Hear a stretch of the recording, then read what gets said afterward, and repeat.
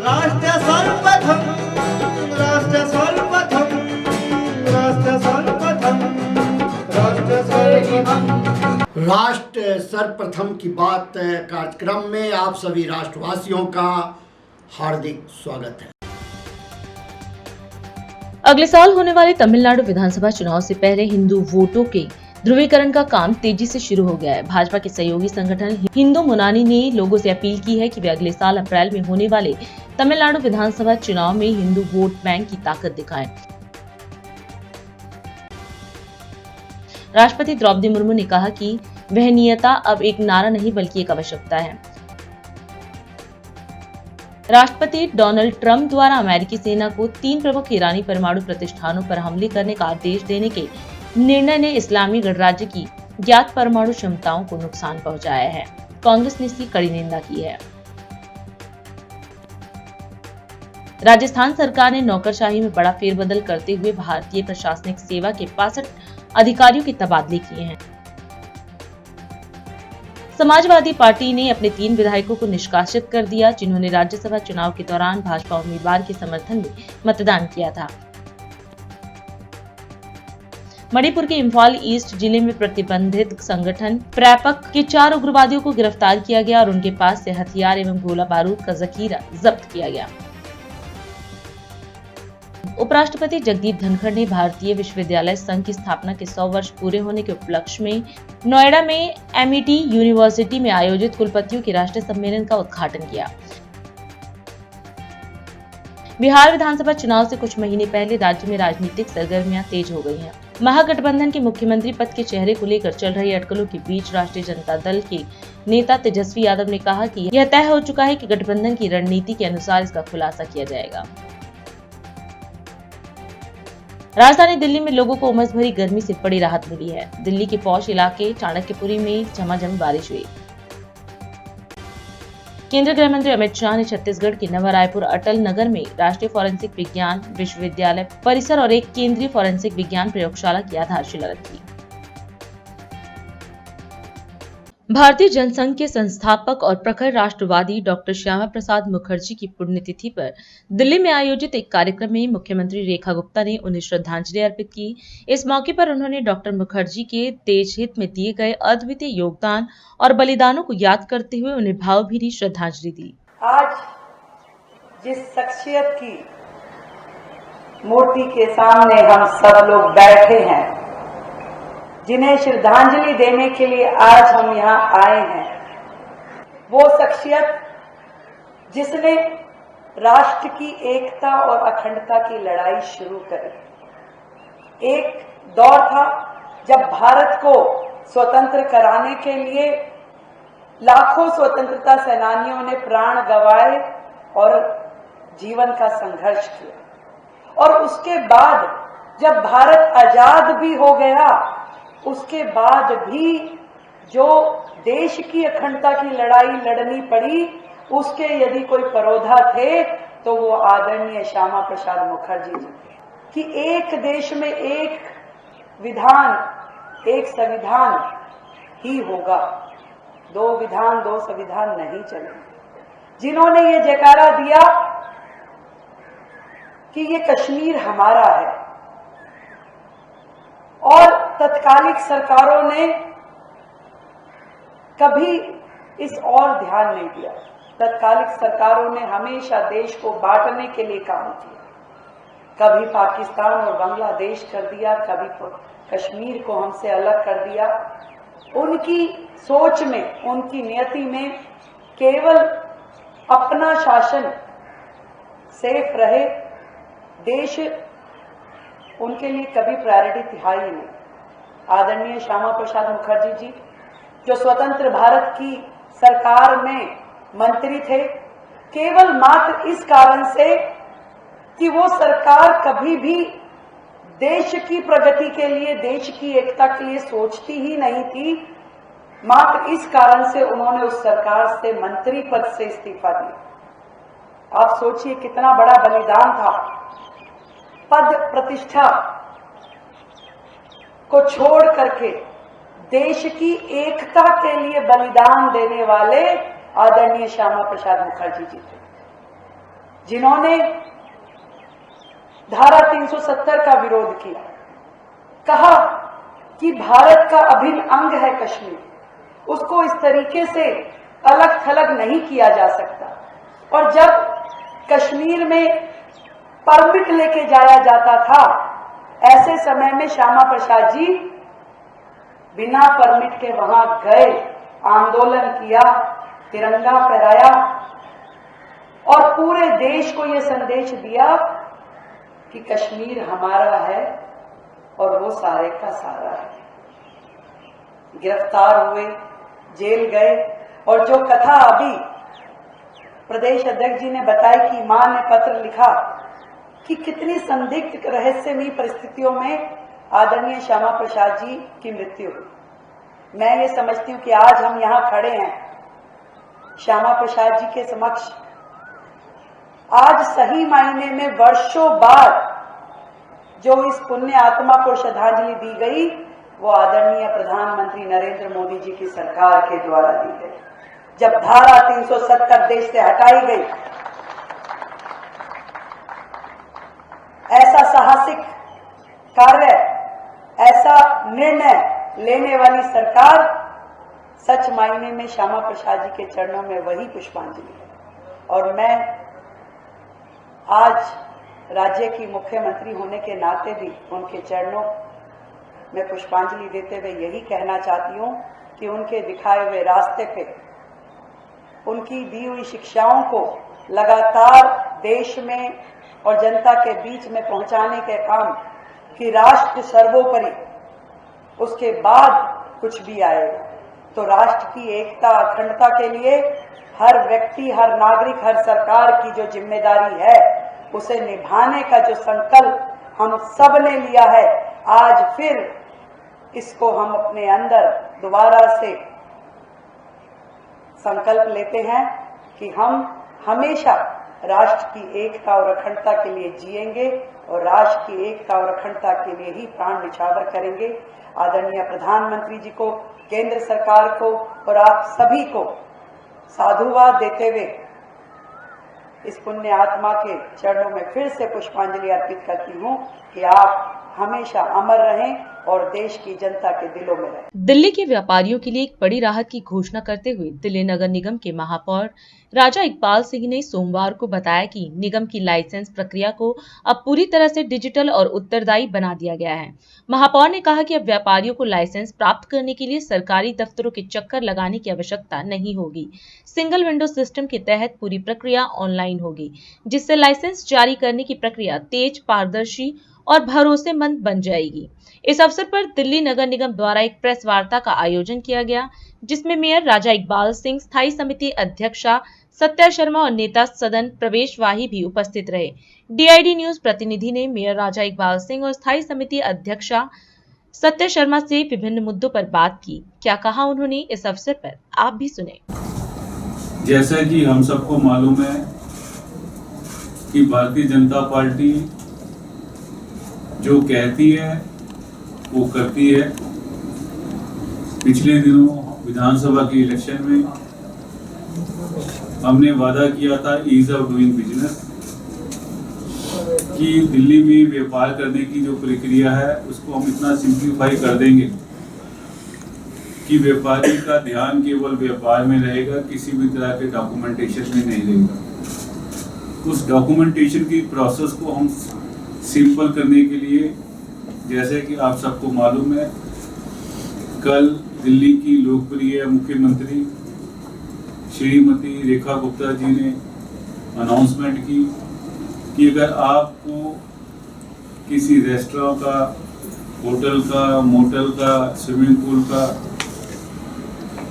या किसी क्लब का आपको हेल्थ का लाइसेंस लेना है, तो आपको दिल्ली पुलिस से किसी भी तरह का NOC लेने की जरूरत नहीं।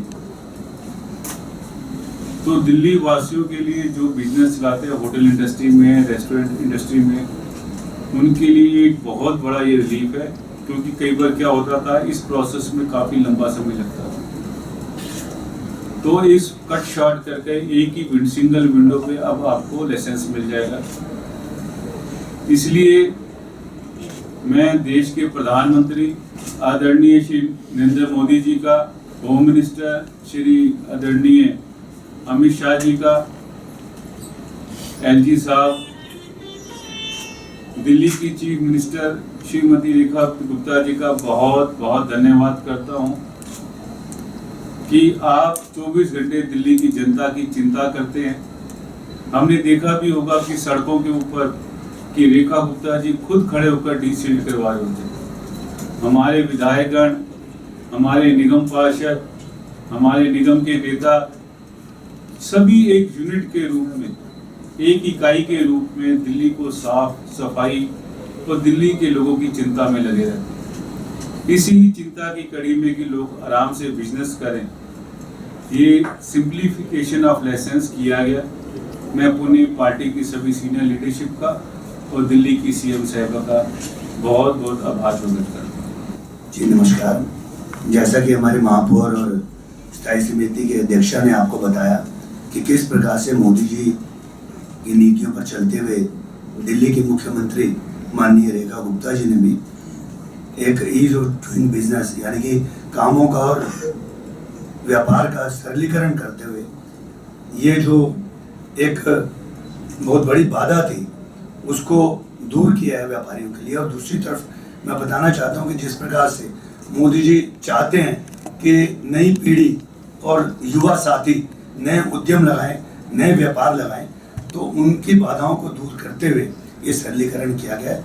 इसके लिए मैं एक बार पुनः अपनी केंद्र सरकार और दिल्ली के मुख्यमंत्री जी को बहुत बहुत बधाई देता हूँ। पहले हेल्थ लाइसेंस के लिए जो भी होटल थे, रेस्टोरेंट थे, सबको दिल्ली पुलिस से एनओसी लेना पड़ता था। तो ये प्रोसेस लंबा हो जाता था कई बार, क्योंकि युवा उद्यमी थे, नया नया स्टार्टअप प्रोसेस था। कई बार उनको लगता था यार कहाँ हम फंस गए। और अब इन सभी चिंताओं को मुक्त करने के लिए देश के प्रधानमंत्री जी श्री नरेंद्र मोदी जी, अमित शाह जी और हमारी जो सीएम साहिबा हैं, इन सब के इकट्ठे कलेक्टिव जो डिसीजन लिए कि दिल्ली की जनता को किसी भी तरह से परेशानी ना हो और दिल्ली को लाइसेंस जो इंस्पेक्टर राज से फ्री किया जाए और लाइसेंसिंग प्रोसेस को इतना सिंपल किया जाए कि लोगों को काम करने में और बिजनेस करने में आसानी रहे। इसलिए इस प्रोसेस को सिंपल कर एनओसी की प्रोसेस ख़त्म कर दिया और सिंपली इनको दिल्ली नगर निगम से आपको लाइसेंस। दिल्ली में जो मानसून आने वाले हैं तो उसके लिए क्या तैयारी कर रही है? देखो, इस बार आप देखेंगे कि एक चेंज नज़र आ रहा है कि दिल्ली के विधायक, दिल्ली की सीएम साहिबा आदरणीय श्री रेखा गुप्ता जी खुद खड़े होकर सभी नालों को साफ करवा रहे हैं। आप देखिए हमारे जितने पार्षद हैं सब लगे हुए हैं रोड को साफ करने, नाली साफ करने, नाले साफ करने। हमारे पास बिल्कुल जितने हमें पंप्स चाहिए सब अवेलेबल हैं, ऑपरेटर्स हमारे पास है। तो मुझे लगता है इतनी मेहनत करने के बाद अब हमें ये गुड फीलिंग आ रही है कि इस बार वाटर लॉकिंग की समस्या नहीं होगी। मैं अपना शीर्ष नेतृत्व का बहुत धन्यवाद करती हूँ आदरणीय रेखा गुप्ता जी का, जिन्होंने जो वादा विधानसभा में हमारे शीर्ष नेतृत्व नरेंद्र मोदी जी ने किया, अमित शाह जी ने किया कि वो हम ऐसे बहुत आसानी से जो बिज़नेस हो सकते हैं, जो लोगों को ट्रेड लाइसेंस लेने में जो तंगी आती थी, बहुत सारे लोग इस बिज़नेस से जुड़ सकें, ऐसा उन्होंने आज ये घोषणा हम लोगों ने के थ्रू हुई है।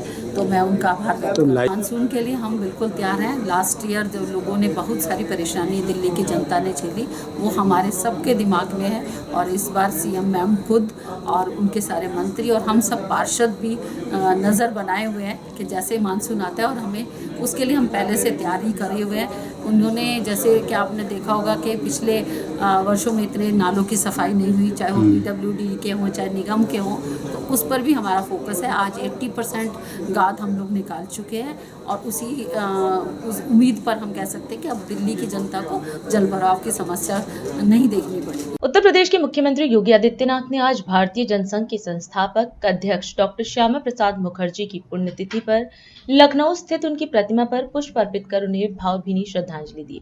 इस अवसर पर मुख्यमंत्री ने कहा कि श्यामा प्रसाद मुखर्जी ने अखंड भारत के संकल्प के लिए अपना बलिदान दिया था। वे एक भारत श्रेष्ठ भारत के प्रबल समर्थक और दूरदृष्टा थे। उन्होंने देश में नई राजनीतिक धारा की शुरुआत की, जो आज राष्ट्रवाद की मजबूत आधारशिला बन चुका है।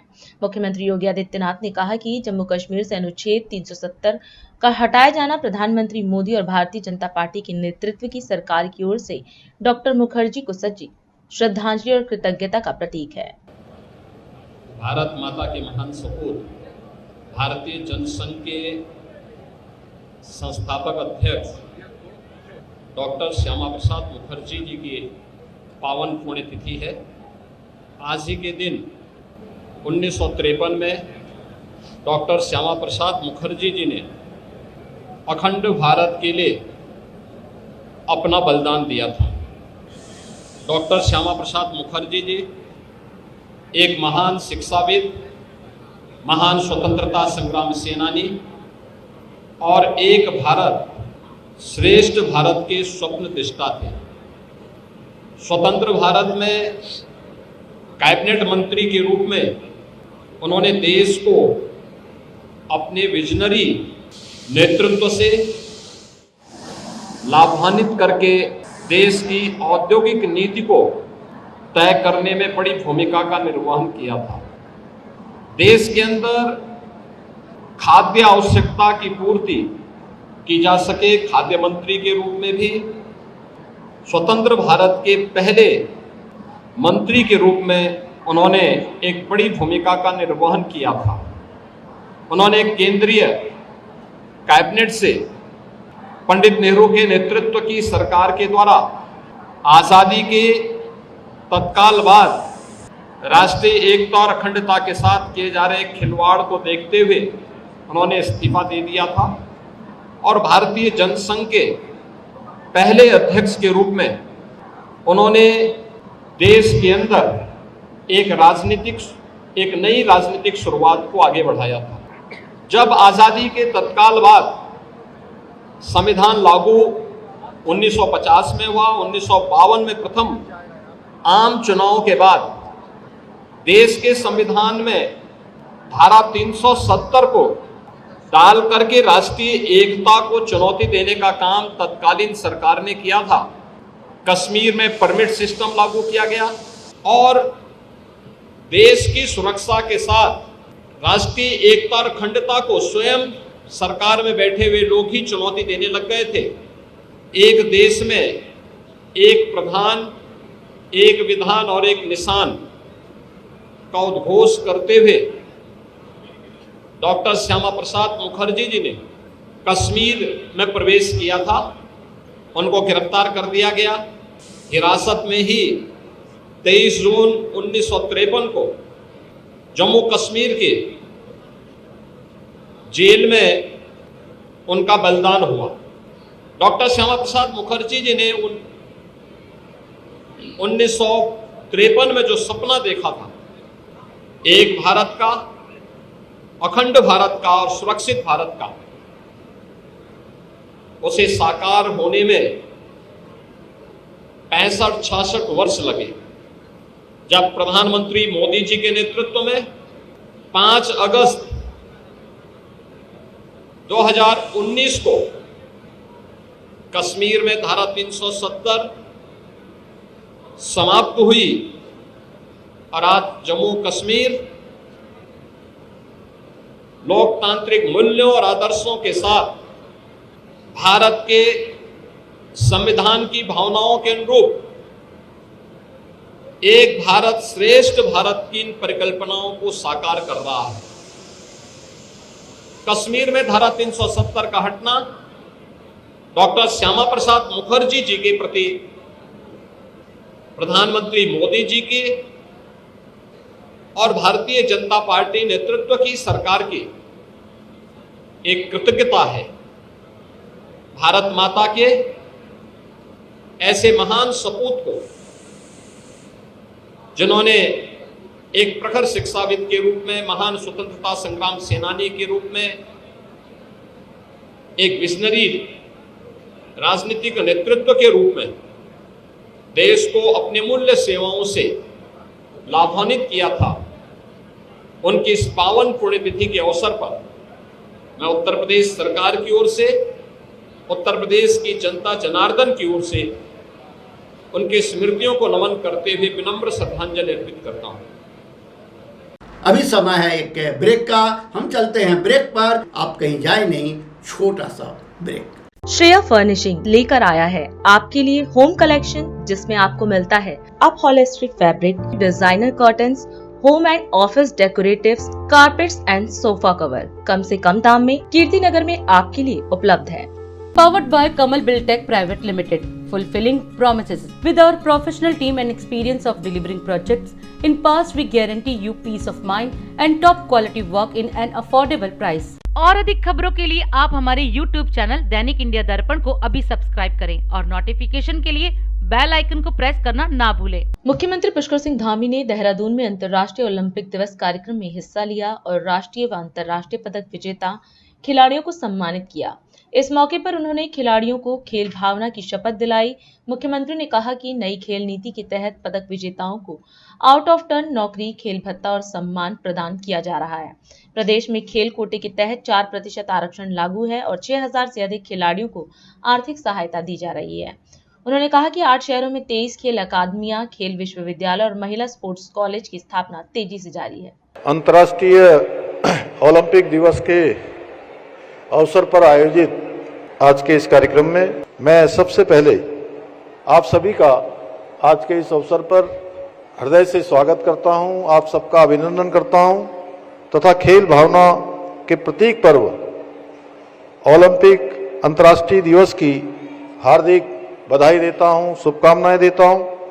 आज का दिन हमारे प्रदेश के युवा खिलाड़ियों के लिए विशिष्ट है, क्योंकि आज एक और जहां हम मुख्यमंत्री उदयमान खिलाड़ी उन्नयन योजना के 3900 और मुख्यमंत्री प्रोत्साहन योजना के 2155 खिलाड़ियों को धनराशि डीबीटी के माध्यम से हस्तांतरित कर रहे हैं, वहीं विभिन्न राष्ट्रीय व अंतर्राष्ट्रीय प्रतियोगिताओं में पदक प्राप्त करने वाले खिलाड़ियों को प्रशस्ति पत्र व स्मृति चिन्ह देकर सम्मानित किया जा रहा है। मैं सम्मानित होने वाले सभी खिलाड़ियों को भी हार्दिक शुभकामनाएं देता हूं और सभी के उज्जवल भविष्य की कामना करता हूं। प्यारे खिलाड़ियों, ये हमारे लिए अत्यंत गर्व का विषय है कि उत्तराखंड में पहली बार अंतर्राष्ट्रीय ओलंपिक दिवस पर कार्यक्रम का आयोजन किया जा रहा है। ये दिन हमें स्मरण करवाता है कि खेल केवल एक पदक जीतने की प्रतिस्पर्धा नहीं है, बल्कि खेल मानवता, एकता और शांति के साझा मूल्यों का प्रतीक भी है। आज जब हम ओलंपिक खेलों की बात करते हैं तो हमारे भारतीय खिलाड़ियों की उपलब्धियों से हमारा सर गर्व से ऊंचा हो जाता है। चाहे वो नीरज चोपड़ा की जेवलिन थ्रो में स्वर्णिम जीत हो, पीवी सिंधु, मीराबाई चानू, लवलीना जैसी बेटियों की संघर्ष गाथा हो, या भारतीय हॉकी टीम की शानदार वापसी हो, हमारे हर खिलाड़ी ने ये साबित किया है कि भारत अब सिर्फ खेलों में भागीदार नहीं है, बल्कि एक विजेता की भूमिका में भी है। आज भारत के खिलाड़ी खेल के हर क्षेत्र में भारत का तिरंगा शान से ऊंचा करते हैं।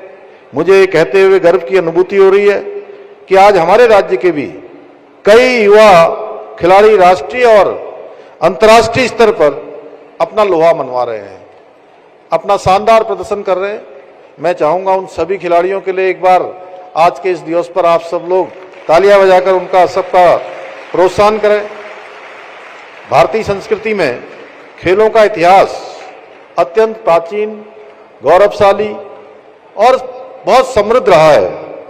चाहे वो रामायण का काल हो, महाभारत का काल हो, ऐसे प्राचीन ग्रंथों में भी खेलों का उल्लेख न केवल मनोरंजन के रूप में हुआ, बल्कि इसे शारीरिक, मानसिक और सामाजिक विकास का एक माध्यम भी माना गया।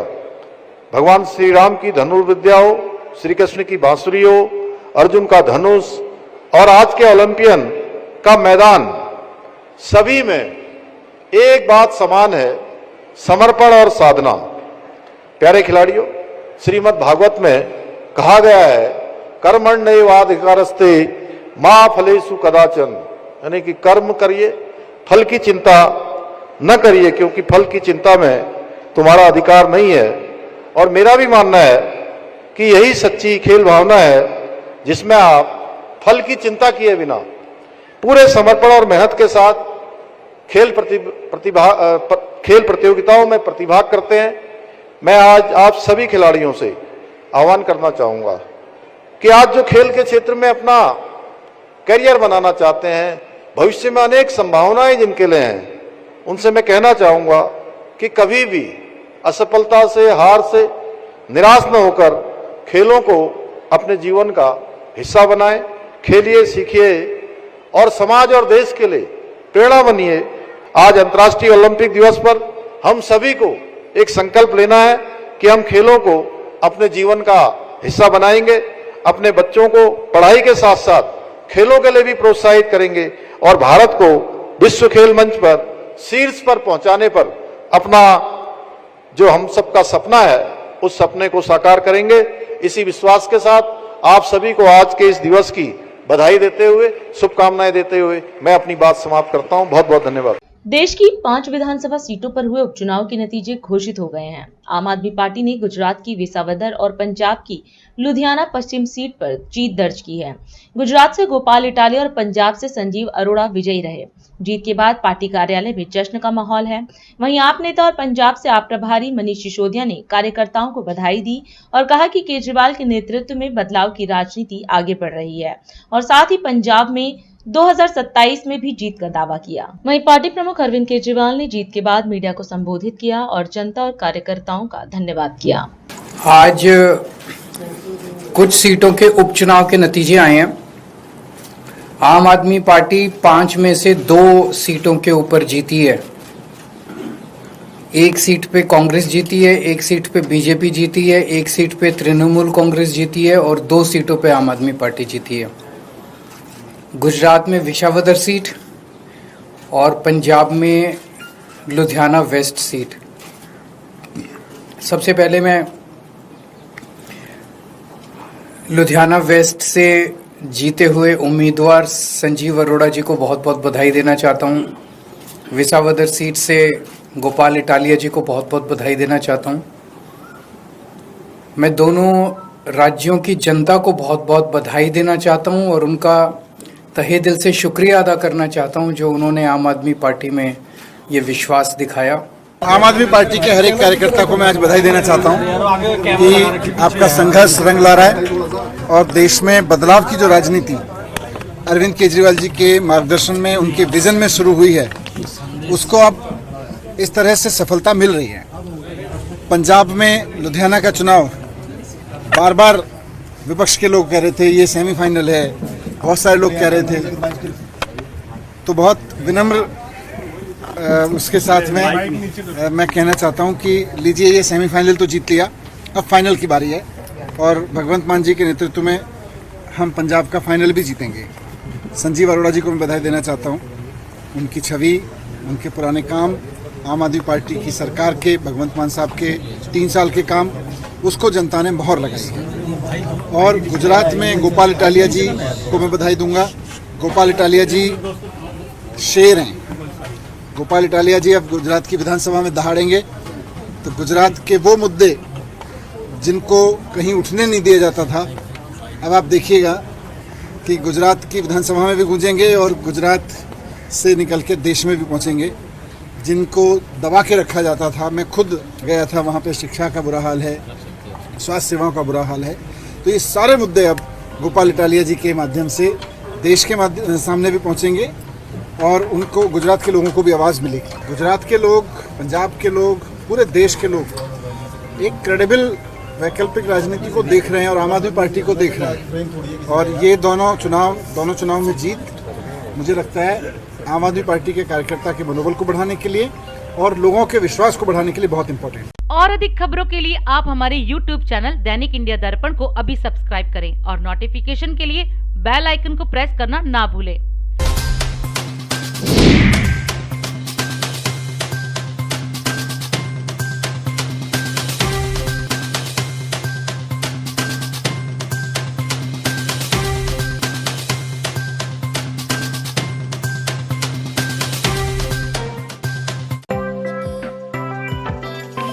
आज हम इस कार्यक्रम में आपसे विदा लेते हैं। आप अन्य खबरों के लिए बने रहें। राष्ट्र सर्वप्रथम, वंदे मातरम, जाग उठा है भारत। राष्ट्र सर्वप्रथम